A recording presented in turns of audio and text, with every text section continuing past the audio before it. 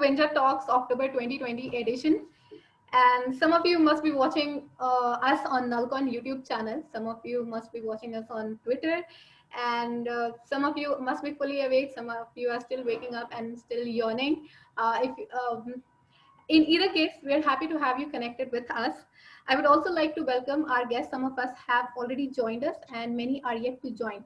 Whoever has not joined yet, I would request that meeting is live now and you can join us on Zoom. And we are about to start with our talk. We still have 2 minutes before I start with the first talk of the day. And today we have 3 speakers with us. It's a very special edition of Winja Talks because all these 3 speakers are in some way related to us through Winja CTF.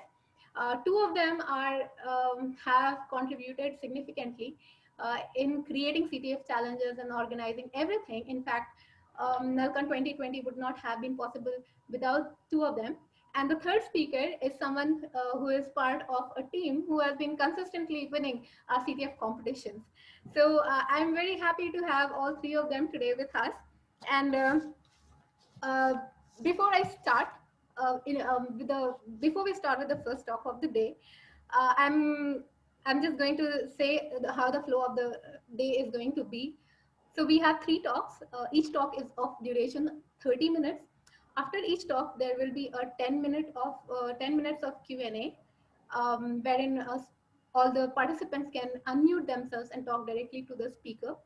If Q&A extends longer, or if anybody wants to talk to the speaker, we will open breakout room, and speaker and interested participants can be part of the breakout room and continue their discussion while we move on to the next talk. And at any point of time, anybody who is in breakout room, they want to come back to the main room, they can do so by leaving the breakout room and coming back. So that is how the flow is going to begin. And our first speaker of the day is a fresh college graduate who's still in college because he's pursuing MBA from Symbiosis. And he's a geek, he's a developer, a freelancer, and who loves writing CTF challenges and who is really enthusiastic person. Please welcome Dhaval Anjaria. Over to you, Dhaval. All right, thank you very much, Riddhi. Okay, so you guys can see my screen. Can we get started? Yes? Yes.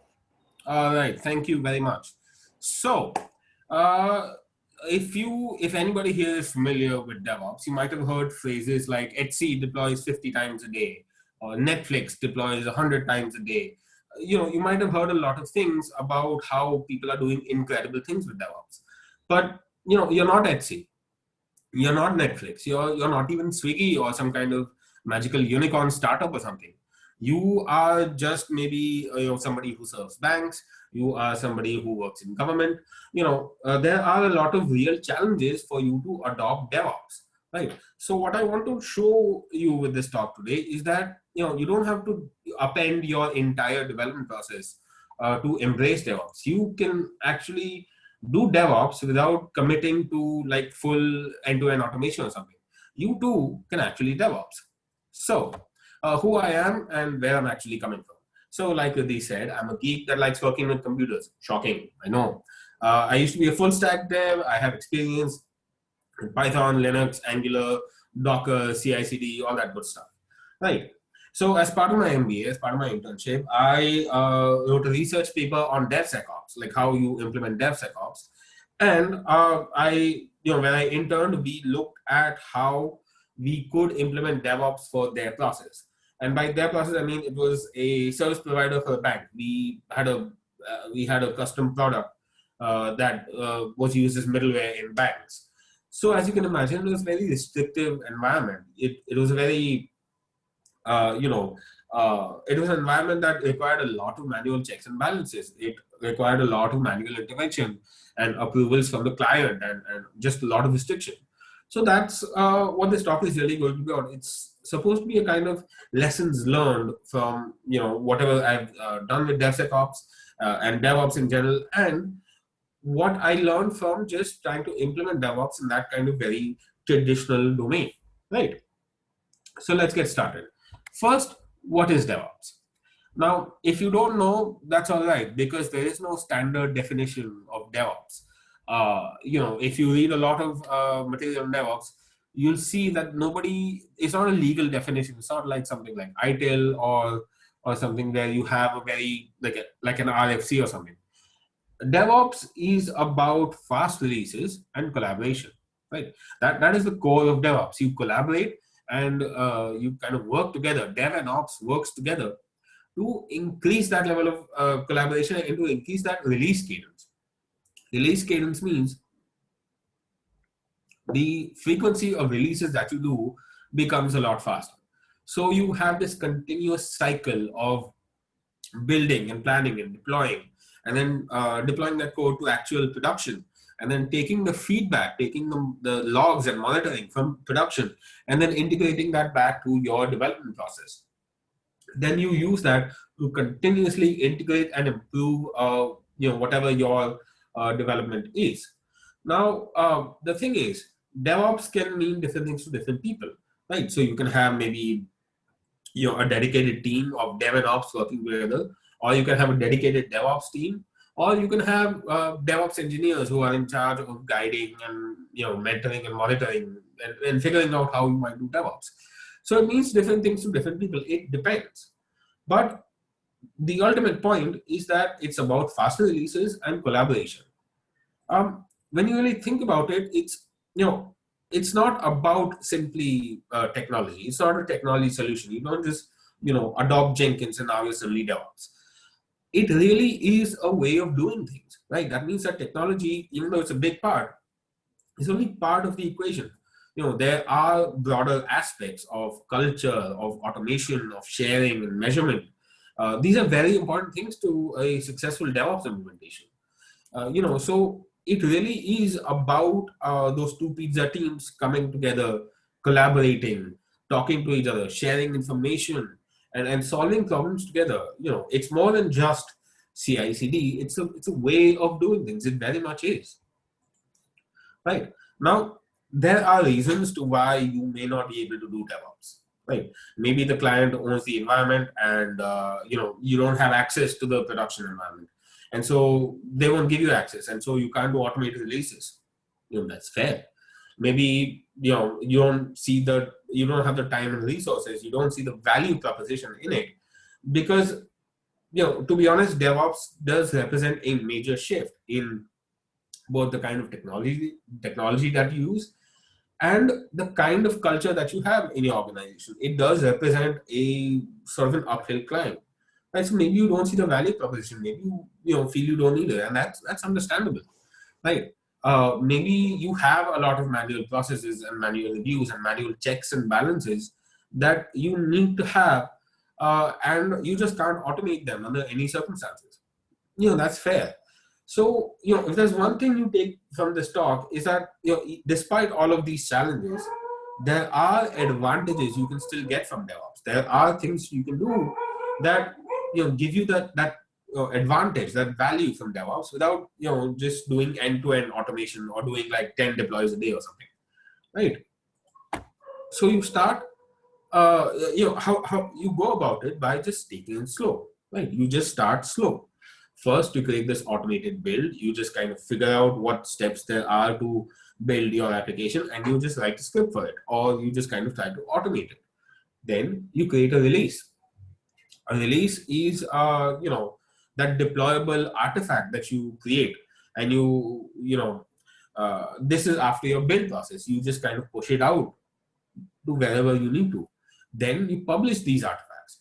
Artifacts here meaning your WAR files, your jar files, your zip files for your .NET applications, maybe whatever, right? Or your dist folder for Node.js. This is what you will release. And how you publish these artifacts can take a number of forms. You can either push it directly to QA, or you can push it to production, or you can make it available for people to download themselves, right? So you just continue that process over and over again. You rinse, repeat, and you kind of continuously improve that process until you're at a point where you're comfortable with what you have. You kind of start to expand stuff, right? So let's look at how this might actually look, right? So, First, you select where your code is.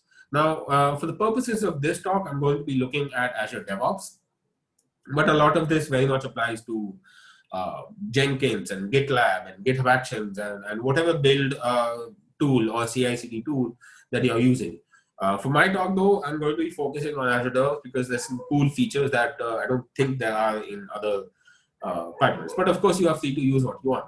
Regardless, the point is your code can be anywhere you need it to be, right? So your code can sit in Azure or Bitbucket or GitHub or private GitLab, or it can also sit in TFS. It can also sit in Subversion, right? So you have that flexibility. With that, what you also have is that because you have that flexibility, because your code can be where you need it to be, it can be tied to your issue tracking system. It can be tied to your Jira tickets, for example. So you have that traceability from your Jira tickets, from your user stories, to specific commits and specific branches. And then you move on from there, right? That is how you start building the pipeline, right? When you start actually building the pipeline, what you select then is a template. A template can be anything for .NET, for it can be something for .NET, for iOS, Android, NuGet, Maven, Gradle, Node.js, obviously, Python. Whatever your stack is, you select a template that you are comfortable with, and you go from there, right? And this is what the template actually gives you. Let me magnify this, and yeah, I hope you can see this. Riddhi, can you confirm that you can see this? Hello? Yes, Dhaval. Yeah, you can see the map. Okay. So this is the pipeline. So let me just walk you through what this actually is. So the first thing you see is the trigger. Now this is specifically configured to the master branch. So whenever somebody pushes to the master branch, whenever somebody pulls into the master branch, you can start the build pipeline automatically when that happens, when that event takes place, right? You can configure it for other branches as well, or specific kinds of branches, right? So for example, maybe you have this long-lived dev branch where all your testing and QA and everything is done.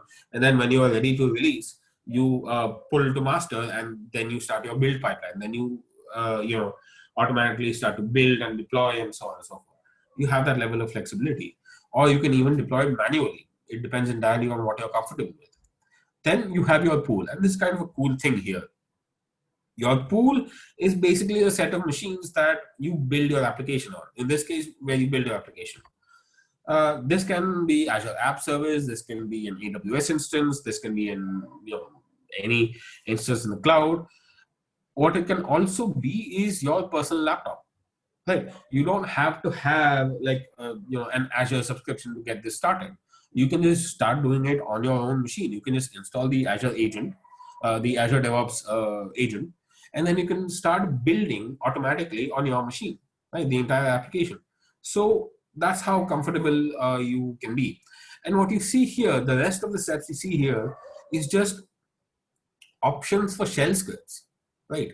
These are just options for building .NET applications. So for example, here you install NuGet, and here you have your options for MS Build, which is just how you build .NET applications.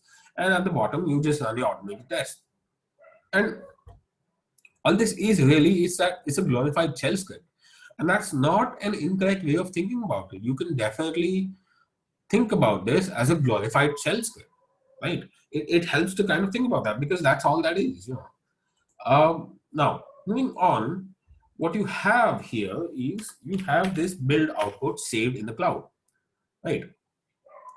So what you see here is just the output of a normal Gradle command, right? We used .NET before. This is Gradle command. That's not important. What is important is that this output is saved every time you build. So you have this output for each build that you do, no matter when you do it. So for example, if you want to figure out what did I do, Thursday 2 months ago, right? What went right or what went wrong back then, you can just refer back to the logs, and you have this little bit of additional traceability. When you embrace these automated pipelines, you have that you have those logs that you can refer back to, so that you can make your troubleshooting a lot better, right? Once you do your build, you start with your releases. Okay.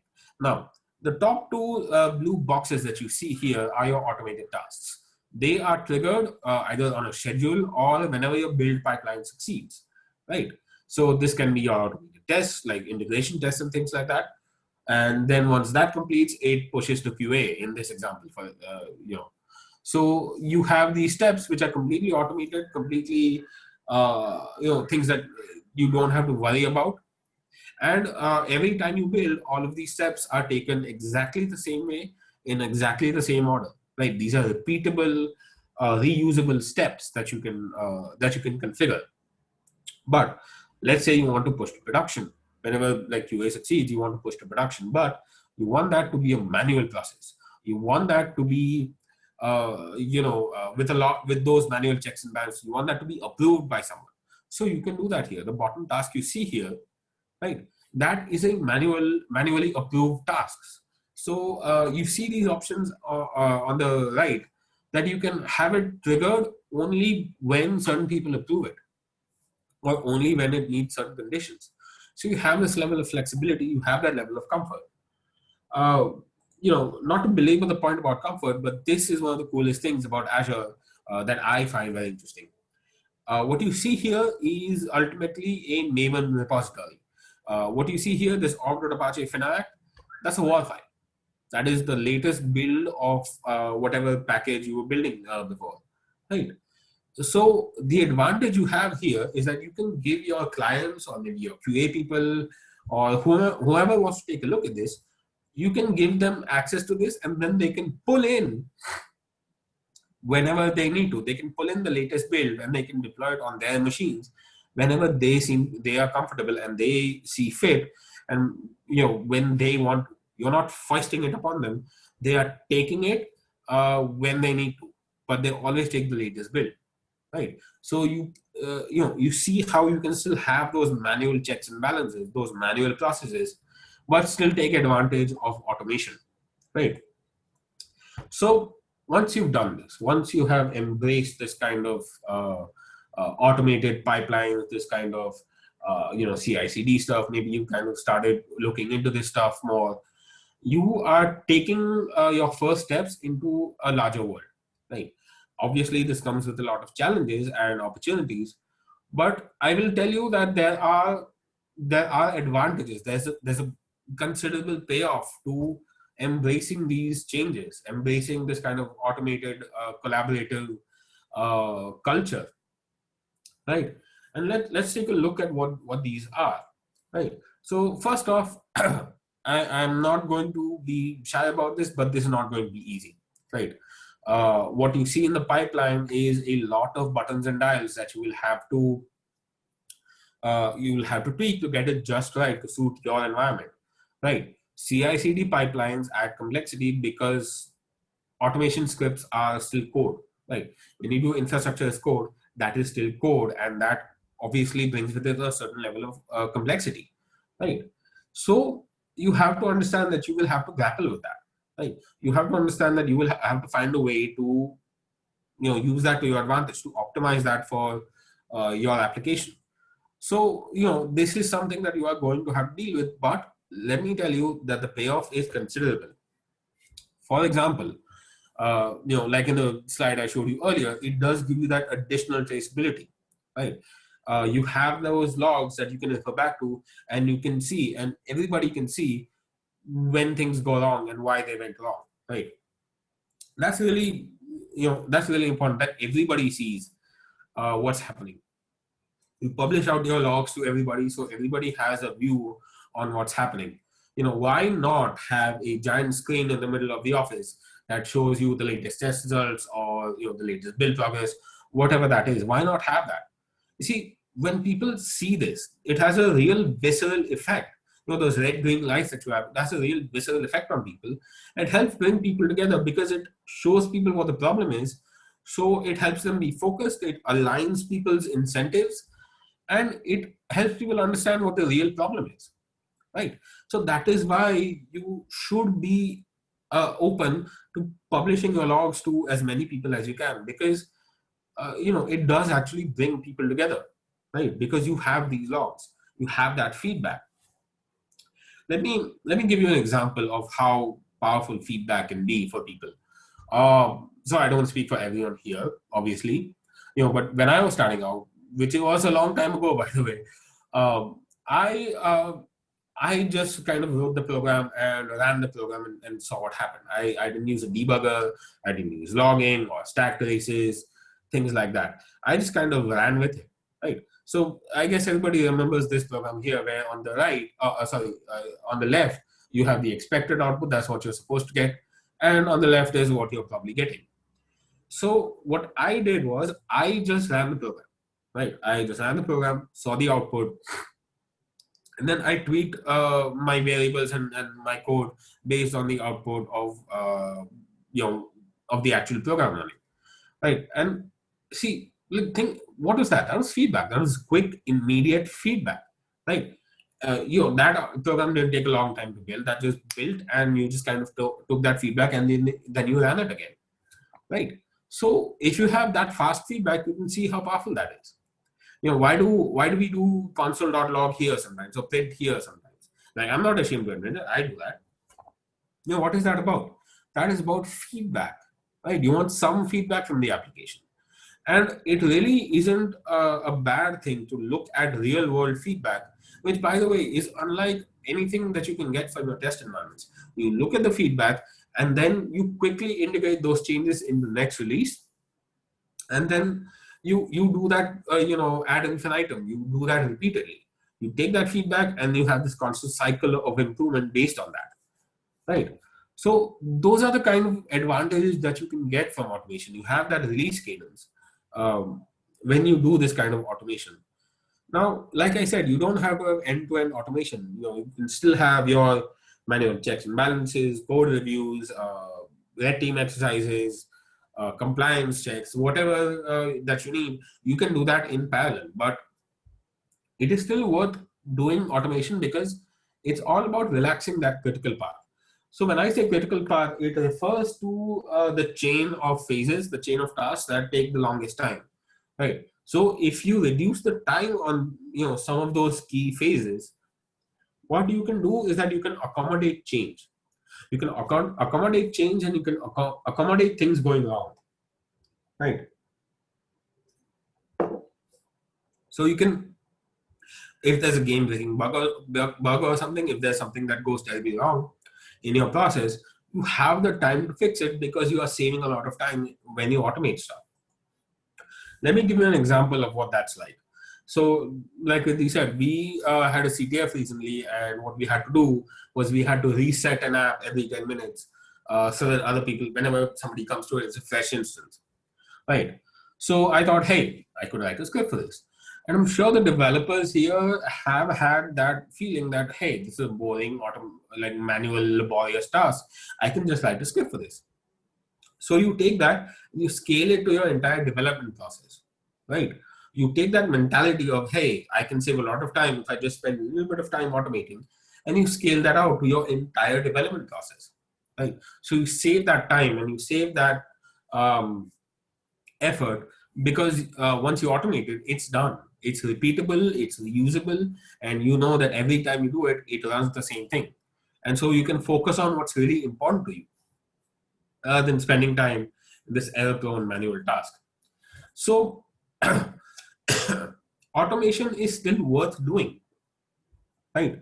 Like I said, it does improve traceability, which, by the way, can help you in compliance, right? It gives you that additional visibility. If you have automated tests, then you can be sure that at least some tests are done, right? At least some tests are performed each time you build the application, so that you have that, peace of mind that, okay, yeah, at least I'm doing some level, like these tests are being run. So you have those sanity checks, you have those security checks, at least running each time you build. And this can definitely work for security. Every time you do those builds, you can do a lot of automated security checks, and then security can actually contribute to a more stable, faster release cycle because of this, right? So once you have that automation, what you can do is you can standardize. I love this phrase. I heard this phrase somewhat recently. You commoditize your infrastructure. And what that means is that you have the same environment, every time you build, no matter where it is, right? Because it's all automatically created. You automatically create your instances, you automatically create your Docker containers, whatever that is, and you have this standard environment where your application runs. So you don't have like Apache 2.4 and Apache 2.6 or whatever running on one machine or another. You don't have that golden server that is perfect and it's just tweaked just the right way. You just kind of commoditize, you forget about it. And that makes things easier for ops. You standardize it, which makes things easier to manage for your ops teams. And it helps your security teams assess things better because it's all same infrastructure anyway. Right. So that is what you need to do. You need to standardize, like the whole cattle not pets analogy comes into play here. You standardize your infrastructure so that it's easier to deal with. All right. Once you do that, once you have this embrace of automation, once you understand, okay, yeah, you're convinced that, okay, yeah, I'll do automation, I'll do this, I'll do that. That is actually not enough. That is quite a big step. That's actually not enough. You have to remember that technology is made of people, right? When you release an application, that includes the contributions of so many different people from different, even technical backgrounds, your ops people, your security, testers, developers, managers. A lot of people have contributed to your final product. And they have a stake in it. That is why they're called stakeholders, right? So talk about your issues over lunch or coffee or wherever you're comfortable. Use the grapevine to your advantage. Because, like I said, all of these people have contributed to the application, so they know parts of it that you may not be aware of, right? That others on your team may not be aware of. You have that visibility. No, I don't want to use the term visibility, but you have that insight into the application from all of these different people, right? And so if they collaborate together, if they work together, if they talk about their problems, you can, at least fix problems faster because you have those logs, you have that insight. And by working together, you can not only fix problems faster, maybe you can even prevent them. You have to remember that the people that are in those jobs are competent people. They're there because they know what they're doing, right? So solutions can come from a number of places, and you kind of have to trust people to understand the problem and have solutions for it, right? Because it really is about people. And now, a side effect of that, one of the best side effects, and this is my favorite slide of this presentation, absolutely, is that Conway's law works in your favor, right? Conway, you might think that, okay, maybe DevOps, because it has this integrated kind of thing, you have this tightly coupled application, but no. DevOps, as it happens, is uniquely positioned to support microservices because it helps you build a modular, robust application that is amenable to change, that is resilient to change, because you are changing things faster, right? Because you are doing faster releases, because you are changing the application several times, you are forced kind of to build an application which is more modular, more has a lot of reusable components. It Because your teams are independent, people talking to each other a lot. What you end up is with a lot of independent modules communicating very heavily with each other, and so you have that loose coupling, that modular architecture that is so good for change, right? So you see how that's a side effect of CI/CD that people don't talk about. So now that I've proselytized enough about CI/CD and DevOps and all that, now it's time to take a look at the flip side. I'm not going to lie to you. Like I said before, it's a complex migration, and I don't think people talk about this enough. But it is going to increase work for your developers. That's a fact, because somebody has to write those automation scripts. Somebody has to build the CI/CD pipeline, and that can become considerably complex depending on your application, especially if you have microservices and things like that. So you have to understand that this will increase your troubleshooting work. This will increase the kind of work you have to do as a developer. And this will add additional complexity to your process. That's a fact. What it also requires, therefore, is a lot of cross training. Right. So security people will have to train developers to understand, what the security teams are, because there's a whole thing about shifting security left, which is a different thing, which I guess Ayush will talk about more. You have to have your ops people tell your developers like, okay, look, these are the problems we're facing, and this is how you do things. So and vice versa also, developers will have to educate people on what their challenges are. So you have to understand that there's a lot of there are some skill gaps that you will have to address, and there's a lot of cross training that you need to do because of this. Secondly, you will never have full end-to-end automation. You will still have those manual checks and balances that you need to take care of, and that's fair. That's just how it is. Finally, some of you might have noticed that all of this open collaboration and sharing of information causes some level of security concerns, and you're right. You are absolutely right. DevOps does have certain security considerations. So the thing is, the way you do security, the way you think about security has to change when you adopt DevOps. And that's why DevSecOps is its own kind of worms, right? It's a whole different thing, but there are security concerns with this. And security, unfortunately, is often neglected when you do DevOps, right? That happens. In the long run, however, right, when you actually think about it, the ends justify the means almost. There's a lot of advantages to this. My favorite advantage is that you respond to the market faster because your application is more amenable to change, because your application is more flexible. You can respond to like changing customer requirements. You can respond to like some upstart coming up with some killer feature that you need to have in your application. You can do that because you are releasing very, very quickly, and you're embracing change at all stages of the process. Change is not the enemy. Change is part of the process, right? So it helps you respond faster. Secondly, automation will make your teams more productive because once you automate all the boring stuff, once you automate those error-prone, laborious, menial tasks, you can focus on the things that are important to you. You can focus on enhancing the application. You can focus on new features. You can focus on stability, whatever you need. You can focus on the really difficult stuff when you automate the stuff that can be automated. Moving on, fast releases mean fast feedback, like I talked about. You push out to production, you get that real world feedback, and then you take it back to your development process, and you kind of have that release cadence. You kind of do that continuously, right? Sorry, is he saying something? Yeah, you'll have to wind up. Yeah, last slide. Okay. So this is about it does make your release a lot faster. Monitoring and finally, monitoring is important because software systems are complex. That I can just frame it on a wall somewhere, because monitoring, it gives you that visibility because you need to know what's happening behind the curtain. You need to know what's going on in your application. Even if you are a one-man show and you have this large application, you still need to know what is happening, right?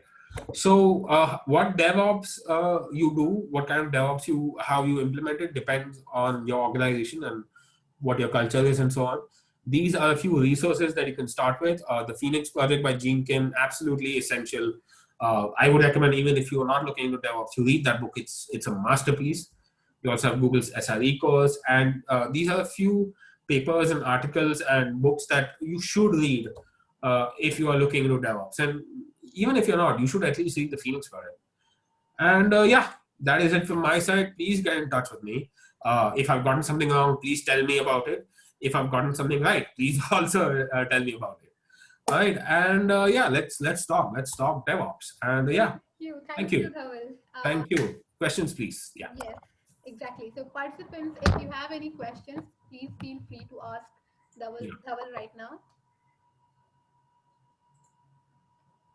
You can unmute yourself right now if you wish to talk for another 5 minutes, and then if we have more discussion, I can open breakout room and we can go there and join and have further discussions.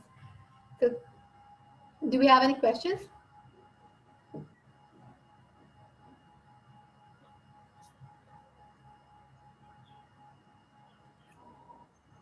Oh, absolutely. So, yeah, I'll chat. Yeah, so there is one question. Is there anything that we use apart from YAML or JSON for automation? Dhaval? Yeah, I'm typing in the chat. No, no, no. You have to talk right now. Okay. So yes, there's a question from Shreya that is there anything apart from YAML or JSON? Yes, YAML is heavily used, but you can have GUIs, like for example, Bamboo and Jenkins have GUIs that you can just configure. You can even just kind of use a bunch of shell scripts if that's what you're comfortable with. You know, so automation looks like a lot of different things, but it's a lot of YAML and JSON out there, but you still have other options. You still have GUIs and stuff, and you can still just configure shell script with minimal YAML configuration if you want to go that route. Yeah. Thank you, Dhaval. Uh, Shreya, you can unmute yourself. That's fine, means. Okay. I think we don't have any more questions. Uh, Okay. Dhaval, do you want to share anything from your side? No, just like, yeah, these are my contact details, and that's pretty much it. Nothing else. I would encourage people to go through these resources, even if they, don't care about DevOps. This is a good read, and it might just help you in some way. Right? It might give you some new insights. I think people do care about DevOps because DevOps comes before DevSecOps, Yeah. and the world is moving towards automation. So, a really nice talk, Dhaval, Thank you. and we hope to see you again in future with more interesting Absolutely. talks.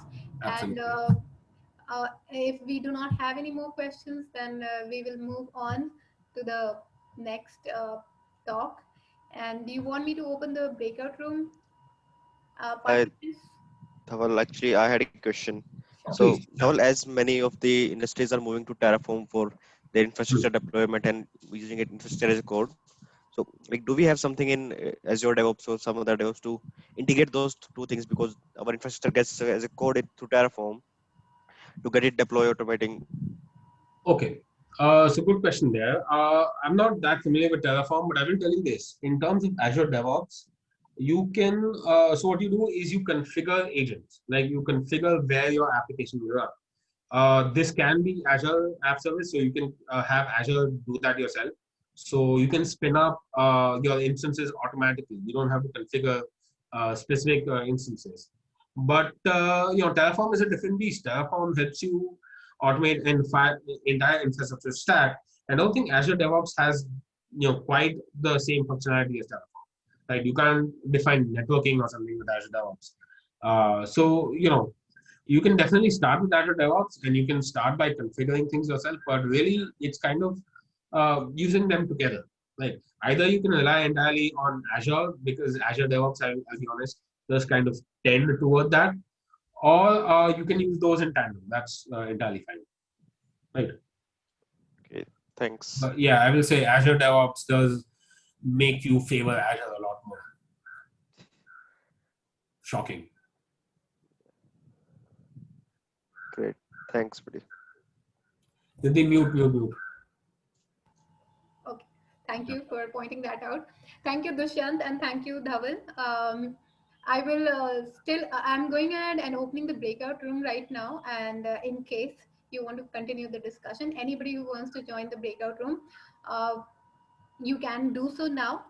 Remember, if you are new to breakout room, if you join it and you want to come back here, you just have to click on leave and select the main. Uh, I mean, you don't have to leave the meeting, but you have to come back to the main meeting. So if you don't want to join the breakout room, you can just cancel it. You don't have to. You might be seeing a pop-up on your screen right now. You can stay here. We are about to start with the next talk. Okay.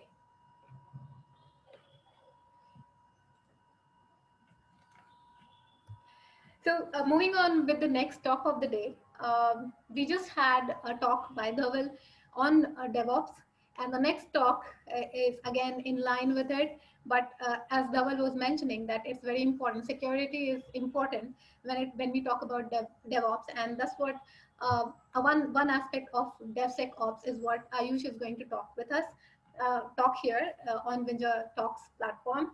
And our next speaker is DevSecOps engineer at AppSeco. He's also a fresh college graduate, and he is also contributed in Winja CTF competitions. He was part of the organizing team in Nalcon and Cocon with Dhaval and with me and with Shreya, and there were other people, of course.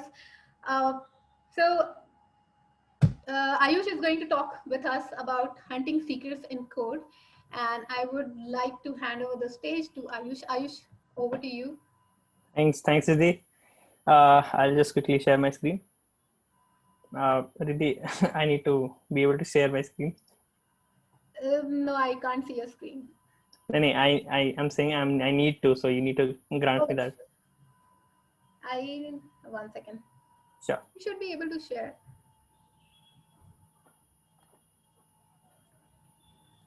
Dhaval, can you share now? Yeah, I can.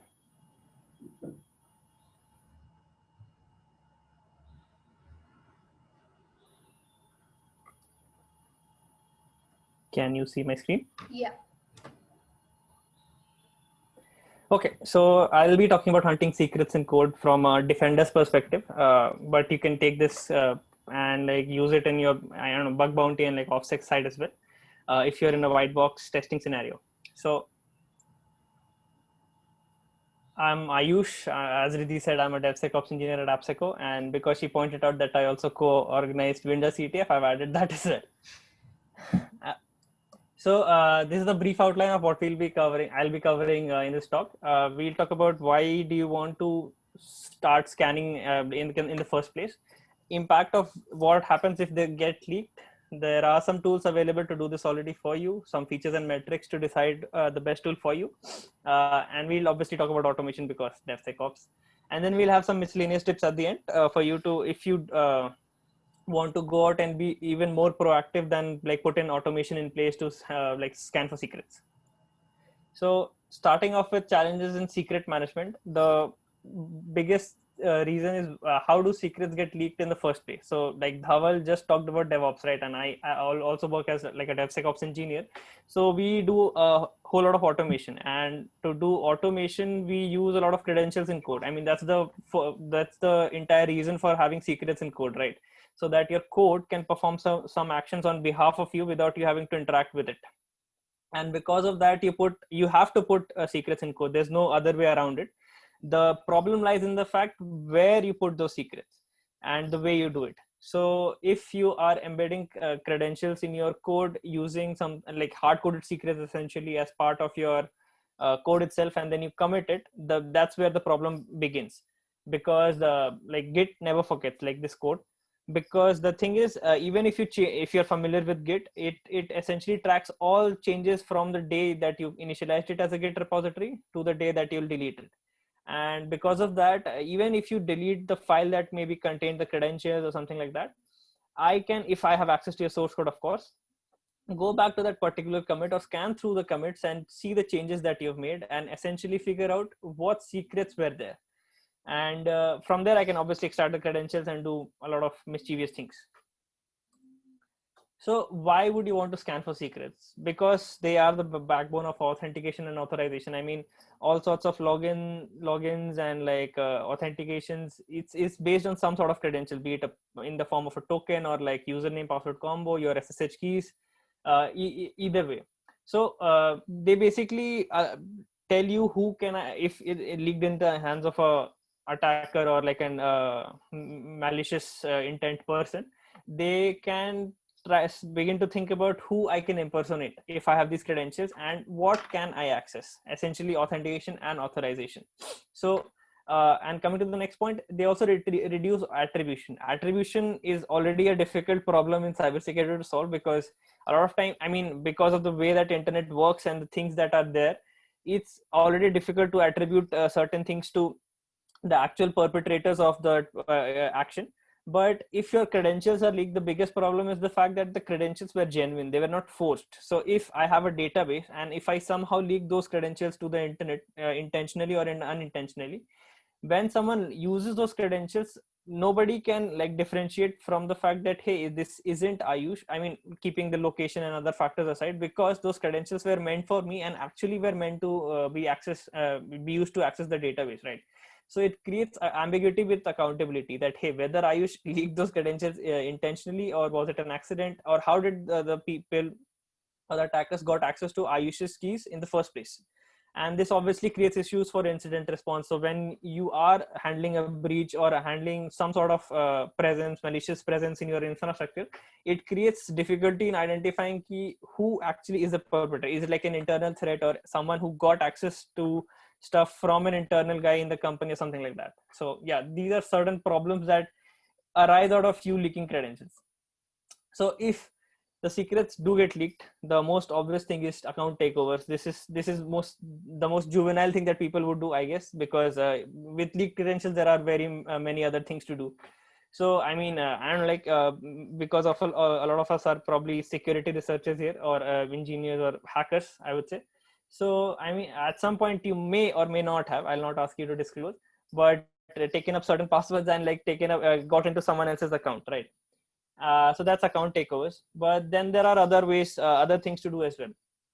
For example, somehow you leaked an SSH key to your server, right? That could be used to do crypto mining. I could use certain tools, get into your machine and launch some crypto mining stuff there, wherein you pay the bills and I get the crypto coins.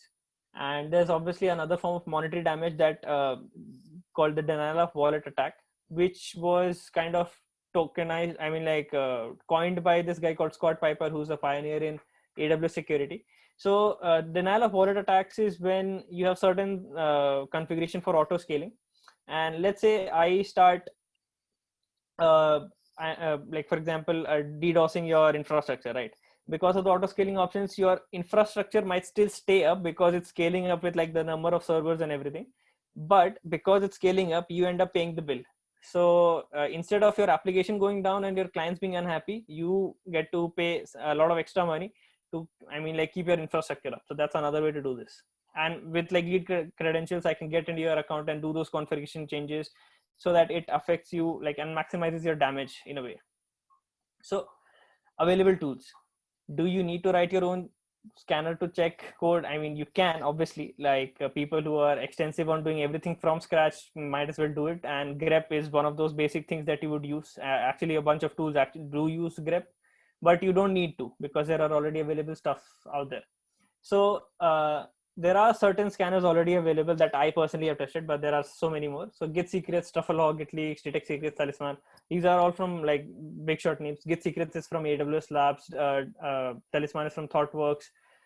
Truffalog is an individual developer's like project. I personally prefer Git Secrets. I have experimented with like all 5 of the tools mentioned here, and I found Git Secrets to be faster than the most, with like a base set of signatures that I took for and like I had common for all of them. So and plus Git Secrets has extensive integration with Git itself. So once you've installed it, it does not need to run as an independent tool. You could use it as like a Git command. So if you do Git commit, Git push, Git pull, you would do Git Secrets and then the sub commands for that particular repository, and then you will do scanning, or you could also install it as a commit hook and other things. And that comes naturally with Git Secrets. The only downside is that you have to have your own set of signatures. AWS Labs provides a bunch of them for AWS specific secrets, but the others you'll have to specify. But other than that, it's the fastest one out there, and there are plenty of signatures available for you to like use readily. Like for example, you could use Truffalog signature, which is also again publicly available, and then just use Git Secrets. It's as easy as that. So proactive actions. Do you need to run a scan before you push your code? I mean, like need to know, because there are other avenues where you can put in the central scanning bit, and the code can still be flagged as having secrets in other places. For example, automated scan. So your repository, wherever the code is stored, you could have a server or some sort of system in place where it gets cloned and then scanned with a tool of your choice. It could be integrated as a scan and deployment pipeline. So pipelines is something that Dhaval just talked about. So like you can automate the deployment of your applications or the building of your applications in the pipeline. You could also integrate security scans and other forms of automation for security in the pipelines as well. So one of those stages in your pipelines could be to scan for secrets for whatever code you're building and whatever application you're kind of deploying. And depending upon your context, you can stop the pipeline there and say send an email to your admin, like your security team, hey, there are secrets leaked in this code. Or you could go ahead and still deploy it, but like say generate an alert that this secret has a code, so that for further iterations of that particular application does not have any more secrets. And then there is periodic scans. It's almost the same as automated scans. I mean, periodically it's just that you have a schedule to scan all of your repositories, not just one, but like say your entire GitHub organization. You have a system in place which will clone your entire repository, and then you can scan it for code again. But should you scan for your scan your code before you push it? Yes, definitely, but we'll get back to this later. I mean, the idea is to be proactive, so yes, you should definitely scan if you are willing to do that. So do I need to pay for a new CI/CD server if I'm running my scan? So maybe an organization would be fine with having a new server to just run the scan maybe. But as an individual, you might want to save on to your cost, because there are other ways to perform scans and have compute options available without having to pay for them. I mean, like to certain extents. So GitHub Actions to the rescue. GitHub, not so recently now, it's been a while that GitHub Actions has been there. But GitHub Actions, what it is essentially a compute service that GitHub has provided to all of its users, be it enterprise or public free users, that you have certain compute capabilities wherein you can define a workflow. Workflow is just that, a flow of the steps or actions that you want to be performed on your repository. And the secret scanning can happen there, and it's free as like a free tier usage kind of a thing. So you can figure out if it works for you, and then in that case you can use GitHub Actions for free of cost to scan your code every time you trigger a event of your choice. For example, push, commit, release. Well, not commit, but like push, release, or anything other. A new issue being created, a new PR being set up on your account. So the scan can run automatically on that based on your GitHub Actions configuration. So it's simple. If you're not already familiar with, there's a 4-step process. You write a workflow. Then you create this directory in your project's root, the GitHub/workflows. You commit the workflow, and then you trigger the required event. There are a bunch of events. You could call it with an API. You could trigger it on a push, or you could trigger it on a release, which are the two major options that most will use, because those are the major, I mean, like that would reflect code changes. Or you could also do some automated scans based on PRs on your repository, whether these conform to your standard guidelines. And one of those guidelines could be the fact that they do not contain any secrets. This is a sample workflow. Nothing to be intimidated about.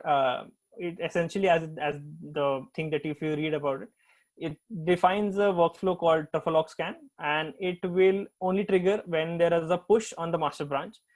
It creates a job, which essentially is basically is called scan, and then it runs on an 1804 Ubuntu machine. It then has a bunch of steps, which sets up Python 3.0, installs trufflehog, and then it would run the trufflehog on the required directory. And once you commit this will automatically trigger on every push onto your repo. But what to do if you already have an existing setup, right?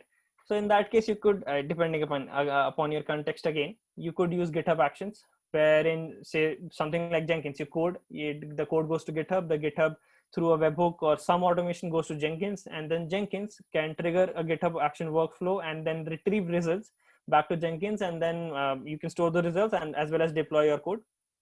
Or if you don't want to use GitHub Actions at all, and you want to do it from Jenkins itself, you are very welcome to do that. You just need to install the tool locally so that Jenkins can run it. So either way, scanning is not that difficult a task to implement, but it does save you a lot of trouble. I mean, like, you understand that leaking of credentials is way worse than running a scan, which you don't even have to run now because there's automation in place, and then you can set it up such that it's a fire and forget mechanism. So every time your code gets deployed, you don't really have to do anything. So other ways of mitigation.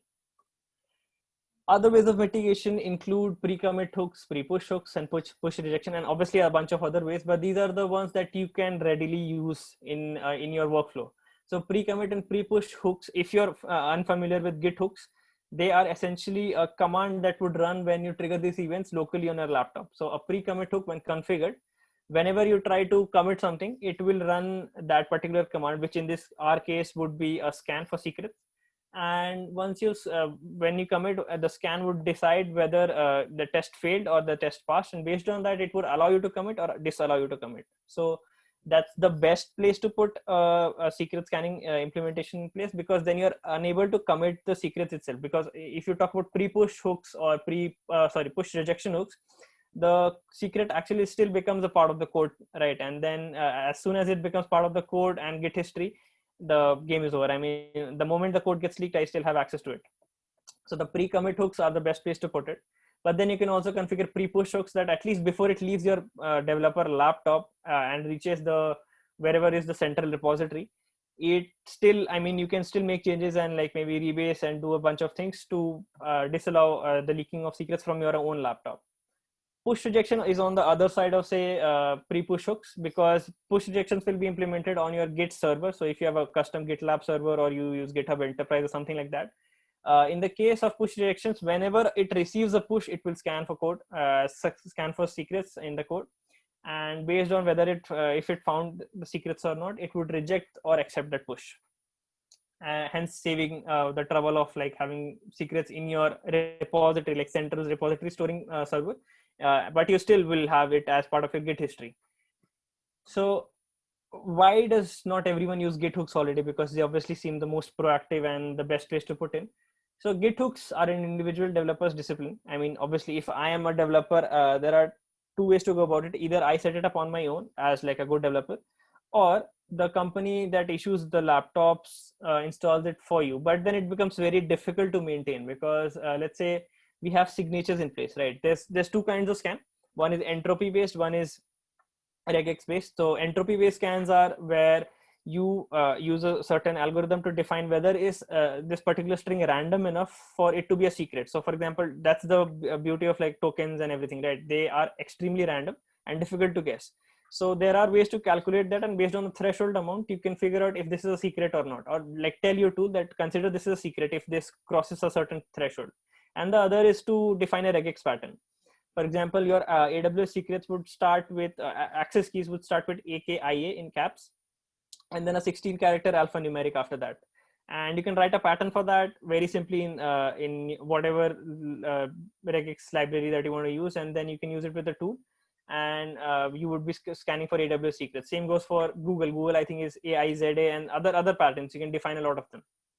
So based on this, if you have a new signature to add to your like signatures repository, or like the list of signatures to scan for, the Git hooks way becomes extremely difficult, because those hooks need to now reside on your machine in some or the other form. So you could obviously be clever about it and store it centrally, and then maybe pull it every time there's an update or do something about it. But it becomes way more tedious. Whereas central scanning is way easier to implement and manage. For example, if you have a central place, for example, let's say Jenkins, every piece of code passing through your Jenkins automation server, implementing scan there and maintaining signatures in a single place allows it to be highly scalable and manageable, because now you only have one place to manage and one signature configuration to keep updated. And all the code, because it's already passing through that server, will be questioned to that barrier of entry, because now even though it's part of the code repository, but then the beauty about secrets is like when they get leaked, you can always rotate them, right? And even if I have a token that is leaked, or my access credentials for say AWS leaked, the moment I rotate them or like change them or disable them, you can't do anything about it. And that's like as simple as that. Even if the secrets do get leaked and your secrets are flagged, all you have to do is like rotate those secrets and not use them the next time, obviously. And then you are like safe from this. And implementing scans and managing them in a central place is obviously way more easier than maintaining those same signatures and those tools, updates and everything in individual developers, because your organization won't have a single developer or two or three or 10. It will probably have 50 or like multiples of tens, right? I mean, any decent sized organization. If you're small enough, then maybe you can start with this, and it's obviously the better way to do it, because it's the developer's discipline.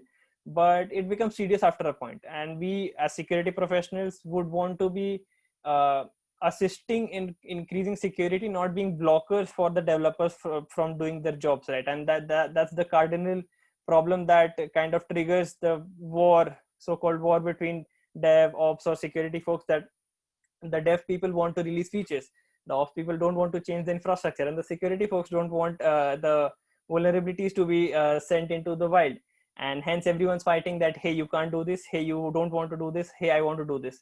And that's why you would want to be assisting in the way that even if they actually ended up leaking secrets, it was flagged and rotated. So you as a security professional were capable enough and were able to do your job of securing the credentials leak.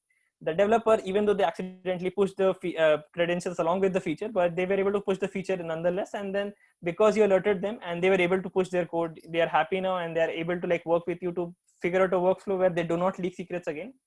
And the ops people don't really have a say in leaking secrets. So but yeah, if you're implementing secret scan in a central place, something like Jenkins, then they obviously have to be included, and they talk with you and they figure out if how the alerting mechanism works, or how the whole entire workflow works if you have a secret found in your scans. So that's it from my side. Thank you guys for listening to me on a Saturday morning and waking up early. And these are my details. If anyone has any questions, I'll take them now. Thank you, Ayush. People, we are open for questions now. You can unmute yourself and ask questions from Ayush directly. If you're not able to unmute yourself, do let me know.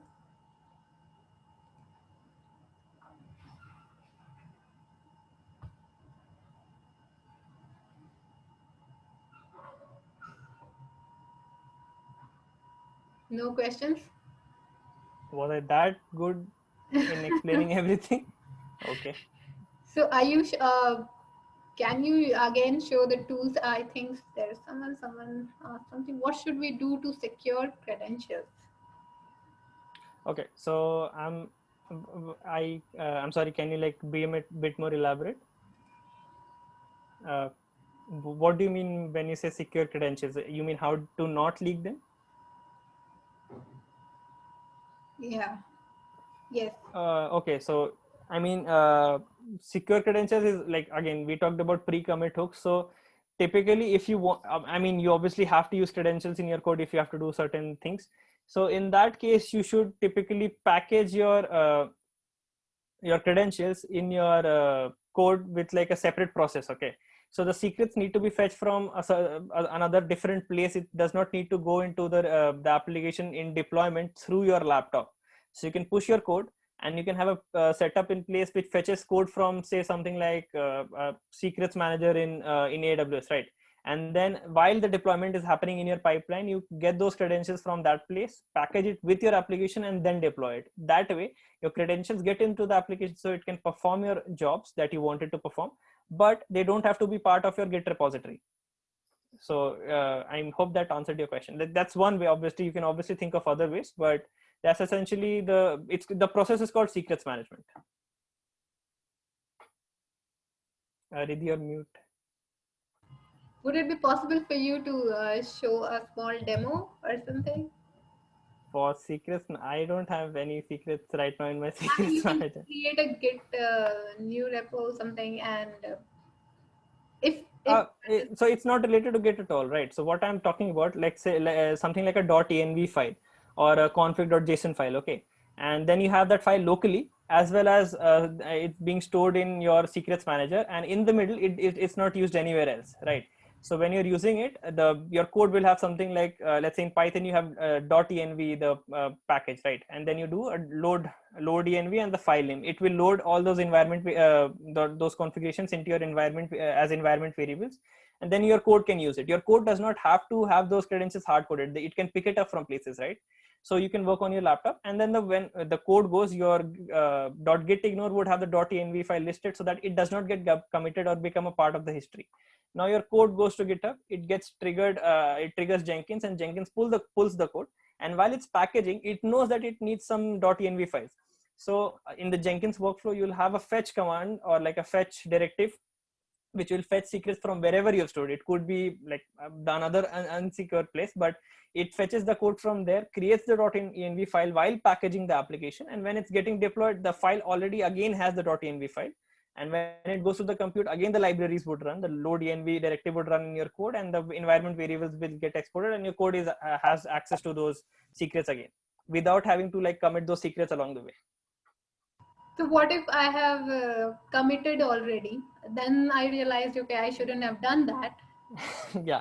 So the best way to is to rotate credentials, because editing Git history is a bit tricky. If you know rebasing Git, it's I believe it's tricky. I mean, if you're comfortable enough to do that, sure, go ahead and do that. But the right way, or like the easier way, would be to just rotate those credentials and make sure that you have a secrets management process in place. So even if those secrets still remain as part of your Git history, they are unusable or worthless because they are not active anymore. Okay, so we can't delete it. It's just that we make it, not You can delete it from your Git history. I mean, Git gives you that option in the form of freebase, wherein you can go into those changes and figure out what changes were made if you want to edit them. But that's a very tricky space, and you shouldn't do that for the most part. because we still have some time. So I would, if you could, this rebase thing, if you could show some small demo, that would be really Of helpful. rebasing, I'm not very Would not. confident about rebasing stuff. Anyways. Okay. I mean, rebasing is something that people should know about, but not definitely use.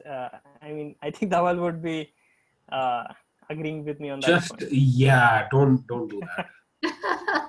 So I see that Shreya is asking that is it good to store creds as environment variable? I mean, yeah, there's no harm in it because it has to be fetched from some place. The only problem arises when your secrets get leaked. So, I mean, assuming there is no hacker looming in your desktop laptop, as well as your servers, yeah, that's one way that you can import your secrets. But I mean, like, if your server is compromised, then you have bigger problems to think about than leaking secrets, right? Mm-hmm. So, One question. How long does this take? Like, how long does a scan typically take for, let's say, 5,000 lines of code or something? It will be over in a jiffy if you use Git secrets. So Truffalog is the more popular one, but it's a little tad bit slower. But I use Git secrets. I mean, I've tested the tools that I listed, all of them I've tested, and the fastest one for the same set of base signatures was Git secrets.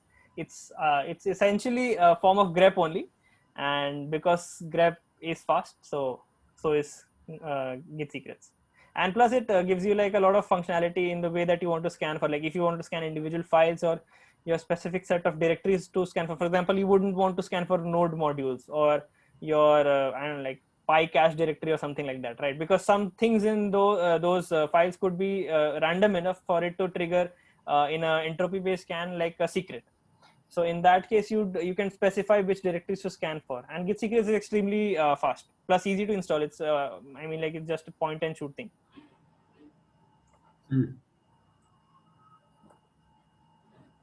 so Dhaval, you spoke about DevOps and Ayush spoke about DevSecOps.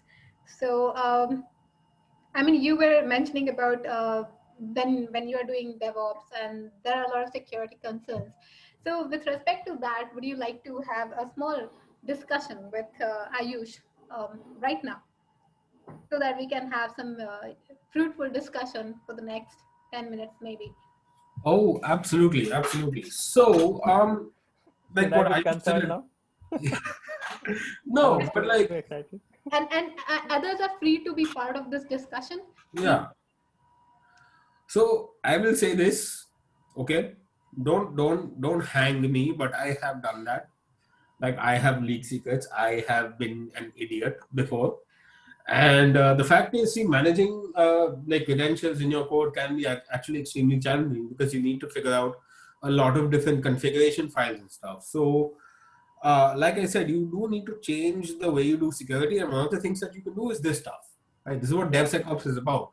You Yes. have these tools in place as part of your pipeline that can do your security for you. Right? Yeah, Yeah, I mean, in a way, to some extent, sure. to some extent, absolutely. It's always to some extent, but like this still mitigates stuff, right? It's all about Definitely, yes. mitigating. See, there's obviously like a boundary of trust, right? Like till this point, I'm okay to like my code to have secrets embedded in it, and after this point, it becomes dangerous, right? So that boundary, when the point it gets violated, is when then you should be concerned, right? Till then, as you said, that if your pipeline is scanning the code and it's flagging it there, obviously your pipeline is a trusted entity, and hence if the secrets were up to that point leaked, it's fine because you were alerted on it, and then you can act upon to do whatever actions you are IR playbook has in place. So it definitely helps, obviously. I mean, instead of someone having to manually look through the code to have secrets and relying on the fact that humans will not make error and never push secrets to code, it's better to have some sort of implementation in place to scan for secrets and like other stuff as well. I mean, there are a lot of automated tools. I, as part of my internship, ran a whole bunch of tests along with like all sort of different tools. I might include that in the reference, referring myself in my talk. So in that case, I ran a whole bunch of other tools like SAST. You would use something like OWASP dependency check, which would have a database of all the dependencies that have known vulnerability. So that's one way that you can automate another form of security scanning. Then there is DAST. You have another bunch of tools that perform dynamic application testing for you. And then they get the low hanging fruit. So your security testing team is not hunting for alert zero bugs. They're hunting for more critical and more ingenious bugs. So actually using their brain and not having to waste their time doing small stuff, which I mean, like anybody who's learning getting started with security can do, right? They are the like humans, as humans, they are the most important resource in your team because what they have is the brain. If you can automate some part of their job and take off stress, then they are freer to do more ingenious stuff, right? And actually use their brain rather than having to do like a menial task and be the computer and just type the same commands over and over again. I think you said very important point, Ayush, because that's the whole point. We don't want to waste our brain in doing trivial things, Exactly. but for the more important things, right? Yeah. Sorry to interrupt you. Yeah, no, that's what I yeah. meant. So Ayush, like in your experience at AppSeco and like trying to implement DevSecOps, have you seen people just not care? Despite all of this, have you seen people say that, okay, maybe security is still not important, even though you have these tools and even though you have these solutions? It depends actually. So I briefly talked about the fact that people have this to and fro war about I want to do stuff, but then security team is not letting me do because they say it's insecure. So to tackle that, if you give them a way to do that easily as part of their job, they will listen to you. I mean, as long as you're so there's this thing I came to know about while working, that there are gatekeepers and then there are guardrails, right? So being a blocker and not letting gates and guardrails, essentially, if I am a gatekeeper and I'm not letting you pass because you're violating some form of let's talk about S3 buckets. A big thing that happens around S3 buckets is they're public and data gets leaked, right? A simple way to a developer for like him to create a bucket, he does not need to know all the security. He's a developer. He's not the security engineer of that company or that organization, right? So he should be able to create a bucket without having to violate some form of code and then him having to send an email to I don't know, like the security person, hey, please let me create a new bucket. He should be able to do his job, and that's what would let the industry, or not the industry, but like the company go forward with whatever task or features they have to build. Coming to the security point of view, we want to secure buckets, and not having them public is one of those things that we need to take care of. So a simple thing would be to create some sort of function or a system in place which will take care of every bucket that is created and just checking for it. If it's public, just make it private, right? I mean, it's very simply codifiable. You could have system in place in the same cloud infrastructure, and you don't have to worry about anything. Once you've set up the automation in place, you as a security engineer can sleep peacefully, knowing that even if some developer accidentally creates a public bucket, it will still be turned to private. And as a developer, you have more confidence. Even if I screw up somehow, the security controls are in place that it will be rectified, right? And then I'm not getting blocked from my job. So if I have a, I don't know, like 2 a.m. call in the morning where I have to launch a S3 bucket for some mission critical feature and the security team is sleeping, I will not have to wake someone up and be talking to a growly person at 12 a.m. in the night. Instead, I can launch an S3 bucket, and if I do something wrong, it will be rectified accordingly. And that would allow both of them to have a more meaningful relationship and like a talkable thing where they understand both of like each other essentially, and then they go take it from there. I mean, obviously, if I start making, stop you from doing your work, you would be grouchy towards me and would want to avoid me at all costs, right? And that's the kind of thing that we're trying to do away with DevSecOps and the shift left movement and everything, right? You want to inculcate security into the development, security and operations, like as far as left as we can go, even to the architecture side. Like while you're designing the damn application, You want to inculcate security practices there itself from the foundations, instead of having to wait, okay, let's release the application in production and then let's find out if it has an XSS bug. Yeah, beautifully put. Yeah, actually extremely important, because like you have to be an enabler, right? That's what I talked about in terms of collaboration. You have to work with people, Yeah. right? Because people will always be part of your team. Yeah, again, I don't want to belabor this point, but yeah, you shift left not because it's the right thing to do, it's because what you need to do. Because Yeah, ultimately we're all on definitely. the same team, right? Like, yes, you are security and I'm Yeah, there. that's what I mean. Yeah. People forget the fact that even if they're separate teams, they're all part of the same organization, and their job is to, like, even in their own ways, to make the organization progress forward, right? Not block it from progressing. And to be honest, I mean, the developers are the people who would launch new features and make the business align with whatever new things that the company has to do. And if you, as a security or an ops professional, for example, an ops guy is stopping people from pushing new changes to the environment because of him being fearful of the infrastructure breaking now because of a new dependency or the servers being changed, that's where it becomes a problem and a blocker for them, right? The moment we start doing things like immutable infrastructure, wherein you do not make changes to the existing server, you create a new server, deploy stuff there, and if it's working fine, then switch the traffic to it. That way the ops people are happy because the stuff is not breaking. They've tested it before they deployed it, like the blue-green deployment scenario, or whatever you want to call it, or canary deployments, whatever. It's a subset of people testing those things out. And if there's an issue, you always have a fallback option of going back to the original server. The problem arises when you try to change stuff on the actual production server, and then if the changes break, then you don't have a fallback option. And that's where the whole fear of pushing changes to your infrastructure comes from, in my opinion, obviously. Yeah, thank you, Ayush. I mean, I think, in my opinion, it's very common to see secrets in the code. I Yeah. have been doing testing, security testing, and I come across secrets in codes all the time. And the topic that you have picked up and the discussion that we are having so far is very relevant, and I think it has been a very fruitful discussion so far. Unless someone else has something else to add, or do you have any question, then we will move on to the next talk now. So I just give a minute for anybody to speak up if you want to say something, and then we move on.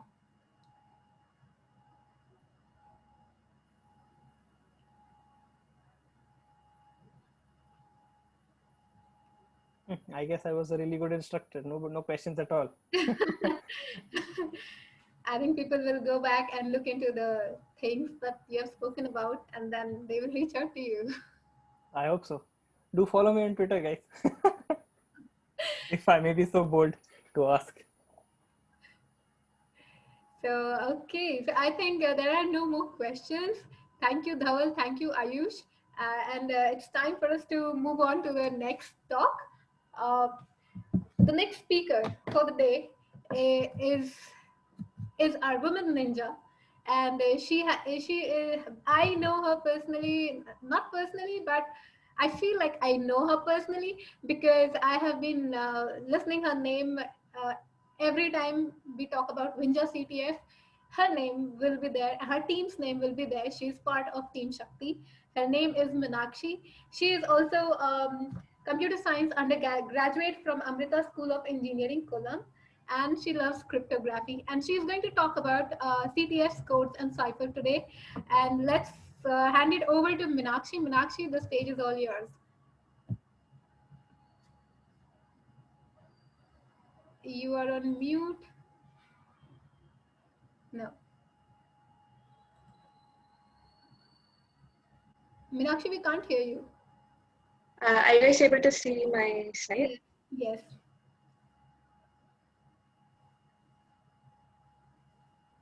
I Oh. Hello.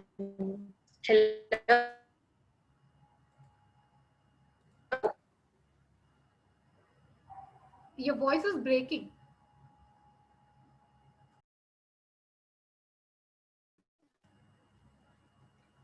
Meenakshi, we can't hear you.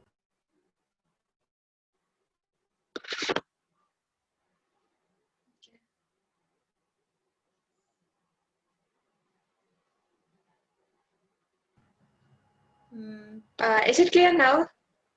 Yeah, Okay. I think your video is So, getting stuck. okay. I'll just turn off the video then. Is my audio clear? Yeah, audio, video, both are fine right now. So you can go ahead. Okay. So I'll start the slide.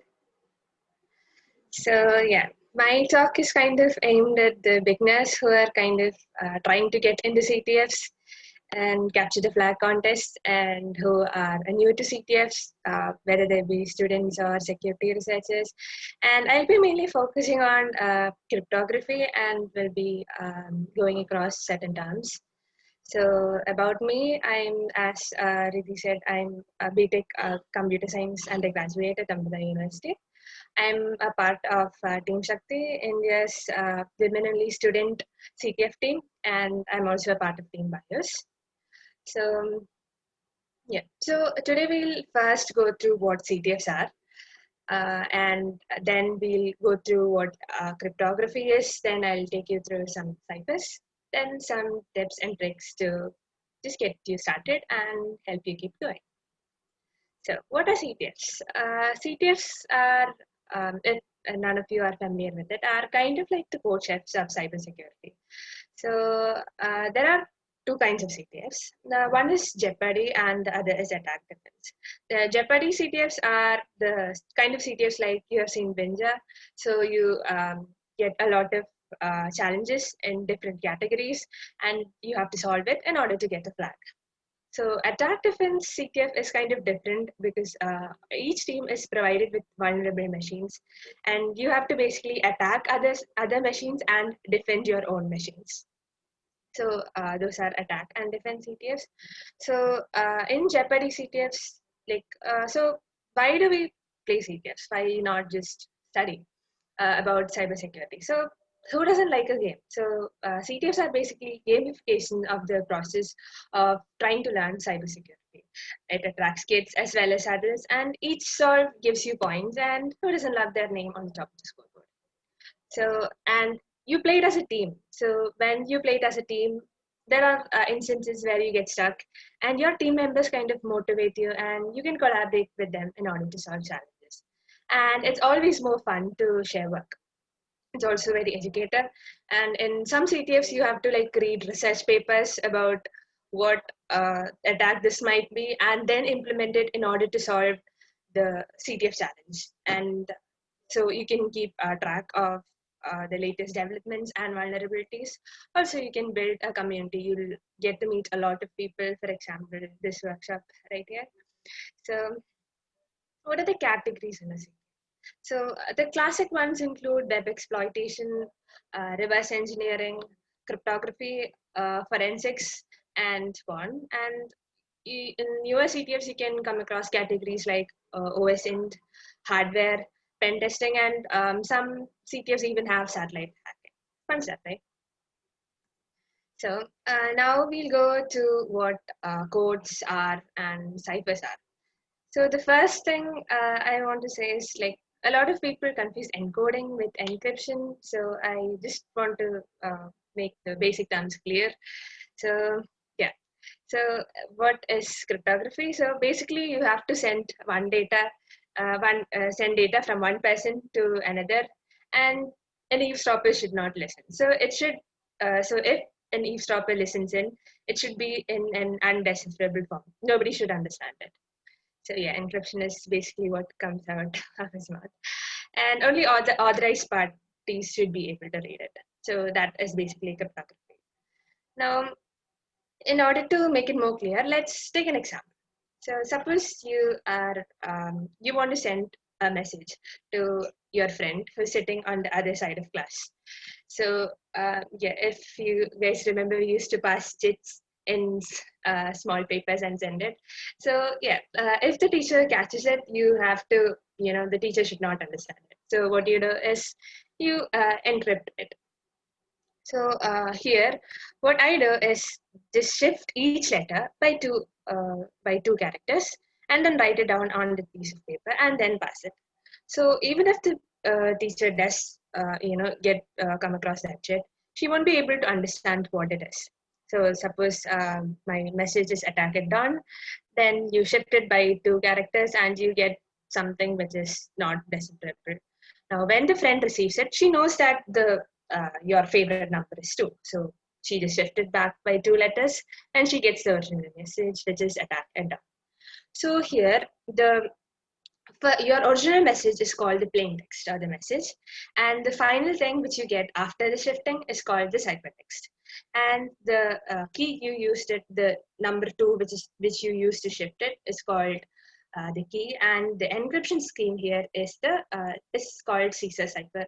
Everyone must have heard of it. It's very famous. So yes. So your teacher here is intruded, and the channel is the sheet of paper and data. Yeah, so those are the basic terms.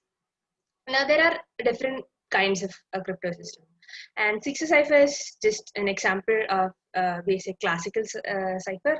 So the cryptography can have symmetric key cryptography and asymmetric key cryptography. So what do you mean by symmetric key cryptography? This means that you use the same key for encryption and for decryption. But in asymmetric key, you use one key for encryption and another key for decryption. So again, it can be further classified into classical cryptography and modern cryptography. In classical cryptography, Caesar cipher is an example of classical cryptography. There can be transposition cipher or substitution cipher. Then there modern cryptography is there. There is stream cipher and block cipher. So the difference between stream cipher and block cipher is that in stream cipher, you encrypt it one byte by byte. For example, if we go back to our previous message, and here in attack at dawn, if I change A to B, then how many characters changes in the ciphertext? Just one, right? Just the first letter would change. C would just change to D. But in case of a block cipher, even if you change one letter in the ciphertext, in the plain text, the entire ciphertext changes. So that's the difference between stream cipher and block cipher. The Caesar cipher can be an example of a stream cipher, and some advanced encryptions like AES are an example of a block cipher. So let's just analyze Caesar cipher more. So it's a substitution cipher. That is, each character is mapped to its corresponding ciphertext. It is a symmetric key because we use the same key for encryption and for decryption, right? So, and the key space is 26. The possible keys are just from 1 to 26. It is not secure. So, as you can see the name, it's not at all secure. Let's look why. So, substitution ciphers are the classical substitution cipher can undergo 3 main types of attack. First one is frequency analysis. So basically, if you take the statistics of the frequency of characters in the English alphabet, you get like which character occurs the most and which character occurs the least. So ETAOINSHRDLU is the order of frequency of characters. So suppose in your ciphertext, you take the frequency of characters, and suppose D is the most occurring character. Now, according to frequency analysis, E is the most occurring letter in the English alphabet. So if you replace D by E, you can, so you can get the answer. So you just replace the frequency by the usual frequency and you get the plain text. Now, another is brute force attack. So if you take Caesar cipher, there are just 26 characters in the Caesar cipher. So like A to Z. So you can just easily try out the various possibilities 1 to 26 and just get the answer. And another one is known plain text attack. These are not just applicable to Caesar cipher, it's just applicable to, you can take XOR or anything.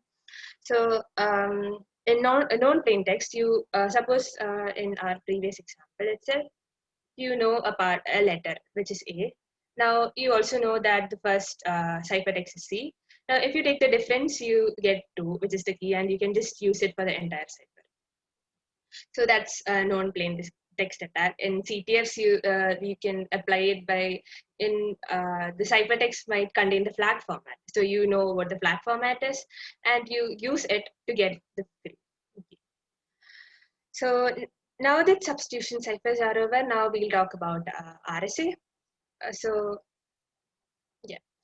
the principle behind RSA is prime factorization. So What is that? So basically, 7 into 11 equal to 77 is just easier than 77 equal to 7 to 11. That is, if I tell you to multiply two numbers and you get a product, that's easier to do, right? Now, if I tell you to prime factorize 77, you have to like sit down and do it. But you can just tell, you can write a brute force script to do it. But what if I say factor a big number like this? Even if you write a program, it will just take a lot of time to factorize it. So that's basically the principle behind RSA. Now, for RSA, there are mainly three steps. One is key generation, then encryption and decryption. We'll go through it one by one. Now, for key generation, you take two large primes, P and Q. So, and you take the modulus, which is the product. The product is called the modulus. And you have to choose an exponent E, and N comma E is your public key. Now, this key is shared with everyone and it can be used to encrypt. Now, I've done this in Python. So there's a module called PyCrypto, and so I used some functions from there, from crypto.util.number in star, and I got a prime number p equal to, now the parameter stands for the number of bits that should be there in p. So I generated two primes, then took the modulus and chose E as 65537. Now, and a fact you should note is that E should be between 1 and phi of n. So what is phi of n? Okay. So phi of n is basically p minus 1 into q minus 1. So that should be kept secret and should not be shared with anyone. And you can calculate D, or the multiplicative inverse, D, which is your private key, by taking the inverse of E with respect to phi. So D is the modular multiplicative inverse of E modulo P of n. So this is how you calculate it. P equal to P minus 1 into Q minus 1. So you get P, and yeah, it is very large and it is less than, E is less than P. And D equal to the inverse of E comma P. So you get D. And the pair D comma D is called the private key. Now, how do you encrypt it? So you take the message and you raise it to the power of E, then modulo n. And for decryption, you just raise it to the power of D and do modulo n. So doing it in Python, you have a message. So you do the bytes to long of the message, don't share my secret. So you basically convert the ASCII into a number. And you get this long message. And in order to encrypt it, equal to power of message comma E comma N, and yeah, you get the encrypted text. Now let's try to decrypt it. You just raise it to the power of D, which I calculated earlier, and you get don't share my secret. So bytes to long and long to bytes are just functions in the PyCrypto module, which you use to convert the ASCII to long. So is it safe? Now it is safe, provided that you choose the correct key parameters. Now let's look at some scenarios where it's not safe. Suppose n is easily factorizable. So you can calculate p of n directly. So if p and q are close together, you can easily factorize n. Sometimes n is small, sometimes p and q are close together. So anyway, you get p and q, and you calculate phi of n as p minus 1 into q minus 1, and then you calculate d and get the message. So, and another case is when E is not chosen properly. An example is when E equal to 3. Now, when you do C equal to M power E mod N, you get, the M power E is less than N, and you can just take a simple cube root and get the answer. So some resources I came across to, which aided me in my preparation is Krypton. So it has a large collection of challenges and different types of encryption. And Crypto Hack is basically like a war game. You can go try it out. It's really nice, and pass CTF challenges. So let's move on to some tips and tricks you can use to, just get started and continue. So first thing is you have to know one programming language. So usually Python is the easiest thing to do, and yeah, you have to use Python. And yes, you have to know how to Google. So it's a really important skill. So in when you're in school, you have a doubt of just asking. Suppose you don't know a term, you just ask what is this or what is that. So first you have to even when you just get started in the field, I used to do that too. But then after a while, you get used to how to ask a question. So that's basically it. First, when you have a question, you should first Google it and then try it out. And then if you still don't get it, and then ask it. So you should basically know how to Google and then frame a question. And if you're still stuck, you should ask. Nobody's born an expert. Then you should need to document your work. You can push your code to GitHub. You can write blogs, and you like it's a known fact that if you write and write after studying something, you understand it more. And finally, yes, play more CTFs. That is, practice makes one perfect. So you have to practice a lot, and yeah, you have to play more CTFs. And speaking about CTFs, I'm from Team Shakti, and we are organizing a CTF this year, and that is exclusively for women. It's an individual Jeopardy CTF, and it's an effort to promote women into cybersecurity. So yes, I would love it if you guys play it. So that's the end of my slide. I had a kind of doubt whether I would finish it sooner, so I just give a quick demo of one of the CTF challenges. Okay, first of all, any questions? Does anybody have any questions? No, Meenakshi. Okay, so yeah. Uh, okay, I'll give you an example of CTF challenge. So first one is, yeah, I told you earlier that yeah, n can be easily factorized easily. So Fermat's attack is example of a sample scenario where you choose n, but the primes are just too close, and you have an algorithm called Fermat's algorithm, which can be used to calculate the primes. So basically, you take the root of n, and then you calculate b, which is equal to a square minus n. And as long as b is not a perfect square, you keep on incrementing a, and then you calculate b, and you return a minus root. There are various methods to include it. So this is an example of CTF challenge from Pragyan CTF.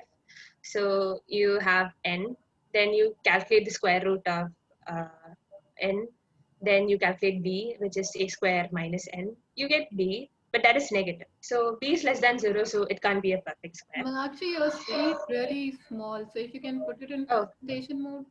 oh, sorry. Um, So you have to go to slideshow and then. yeah, I hid the slide so that I was kind of afraid whether I'd cross the time limit. So I thought I'd do it if we have extra time. Yeah, we do have. Okay.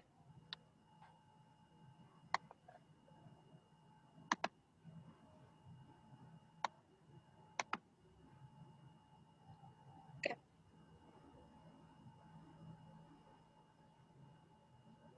Actually, you can do a show from here, but it's okay.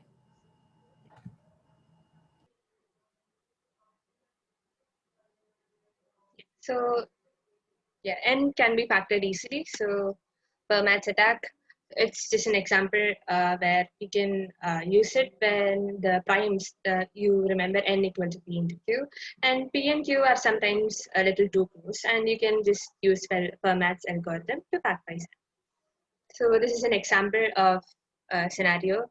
It's a CTF challenge from Pragyan CTF. So n equal to this value, and you take the square root of n, which is a. Then you calculate b, a square minus n. So b is used to get an approximation of the prime. So b equal to, yeah. So first when you do it, you get the value of b as negative. So when it's a negative value, you can't get a perfect square. So you keep on incrementing a equal to a plus 1. Then you again calculate b equal to a square minus n, and you get the value of b. Now as you can see, b is a perfect square. Now you find P by doing A minus this is the difference. So A minus from the root. So A minus square root of B, and Q you can calculate by doing N by P. So now P into Q equal to N, and now you can use it to calculate D and finally get the fact. So yes. Any questions? Yeah. So what does MPZ do?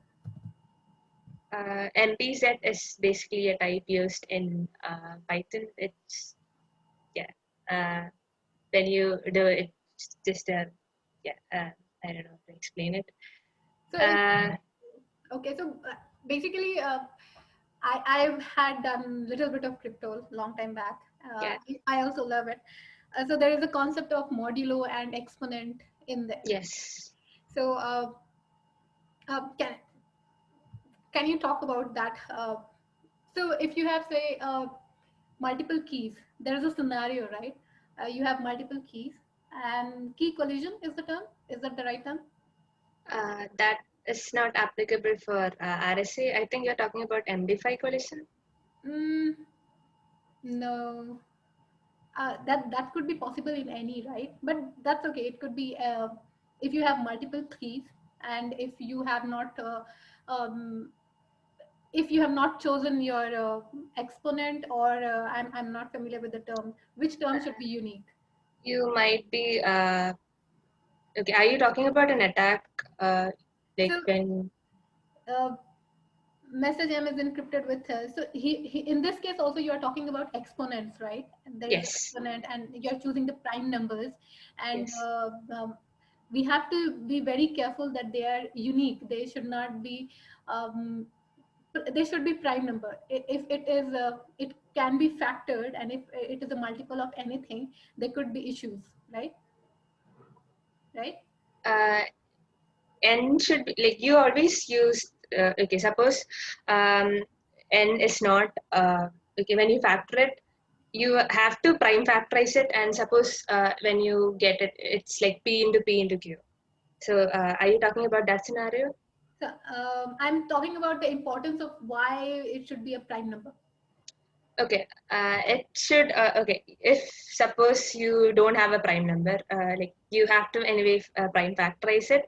So if suppose let's take a scenario where okay 3 modulo 4 is 3, and if okay okay if you okay I know when it comes to yeah. mathematics, it gets a little difficult to explain it. That's totally understandable. That's fine. So if we are talking about the case where n equal to p into q, there are more than one prime factor. So yes. We could guess So the key, right? If possibilities are there, keys could be. Mm, and no, your question is kind of not clear. I am not clear myself what I should be asking. But so that's okay. You were explaining something. Please go ahead. Okay. So yeah, from what I understood, n equal to suppose it's not just p into q.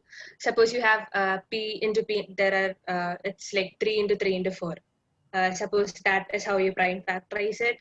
So how do you calculate phi as p into p minus 1 into q.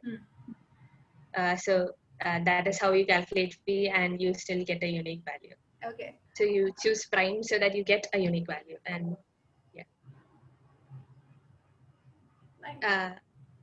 Is that clear? Not totally. Obviously, I'll have to go and do some Okay. reading, but yeah. Um,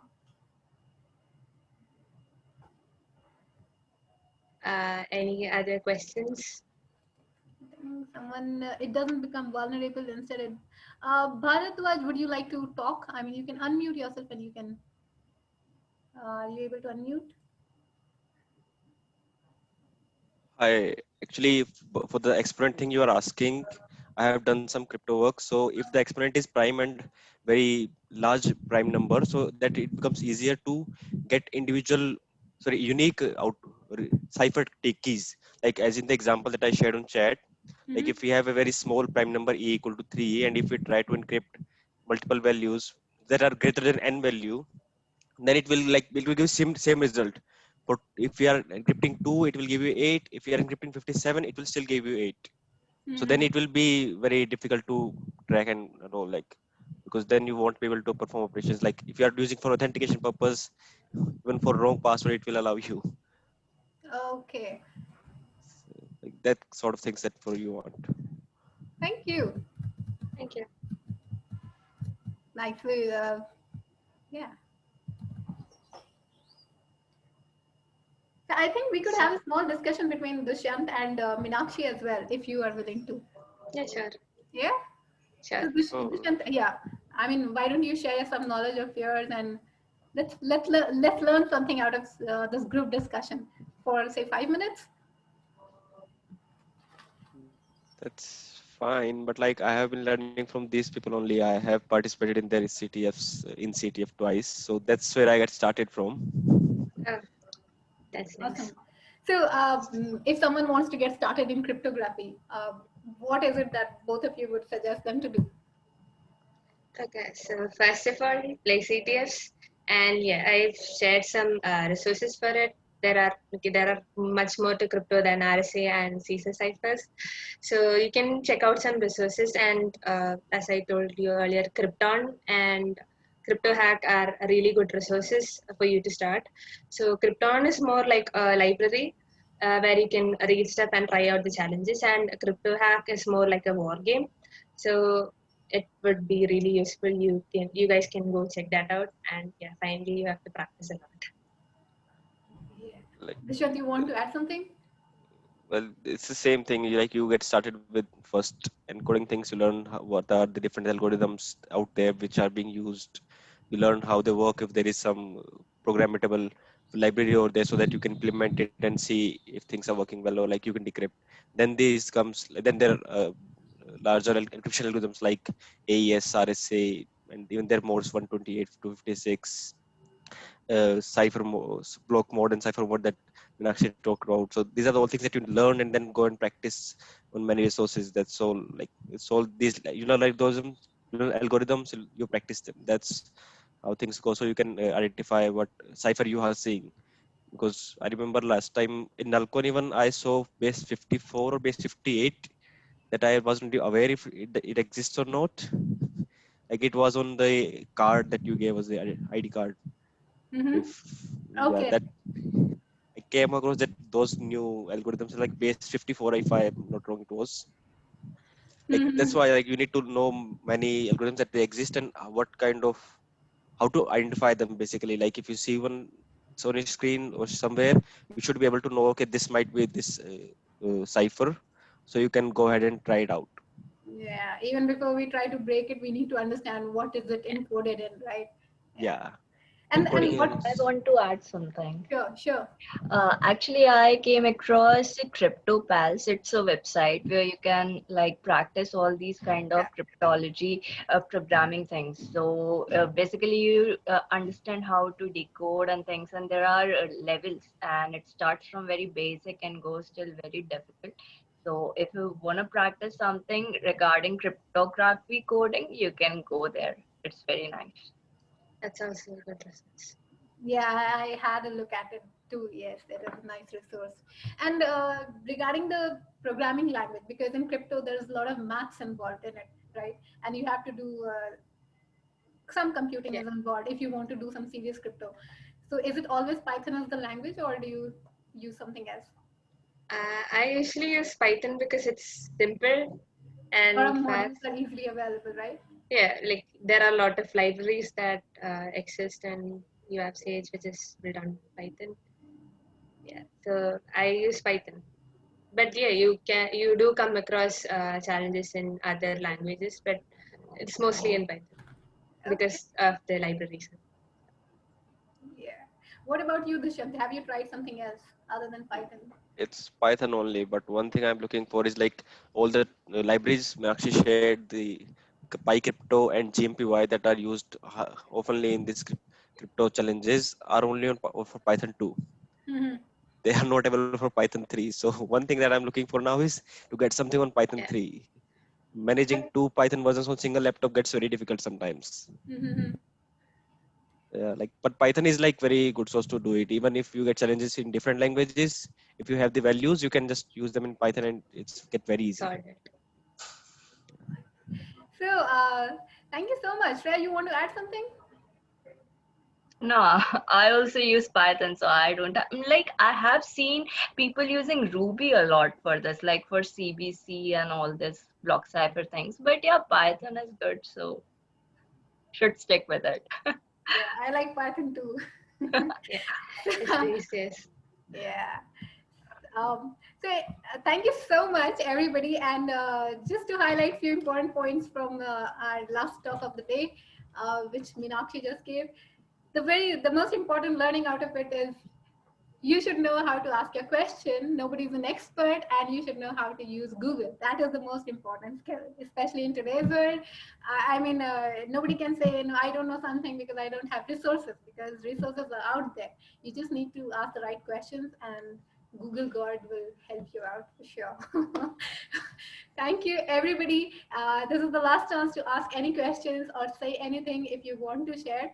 Uh, does anybody have anything that you want to share or ask? Well, all the slides will be somewhere like GitHub or something. Can you repeat yourself, Dushyant? The slides that were presented by the speakers, will they be somewhere? Or the resources that we Yeah, I can share it to you. Maybe I'll share it in the Winja Discord server. yeah, you can share there also. You share it with us also, and we will upload it on our Winja website. So it's Sure. www.winja.site. We'll put the links there also, and yeah, of course, in Discord also you can share. Great. Okay. Thanks. Thank you so much, everybody. Thank you for joining. I hope all of you learned something. I had a nice time with all of you. Our young and vibrant speakers, you guys were awesome. And I hope you will continue to, giving talks. And next time, we would also love to see some demos from you. And we keep learning, sharing, and growing together, right? Thank you, everybody. Have a lovely weekend. See you again later. Bye. Bye. Thanks all. Wish you all same. Thank you. Thank you, guys.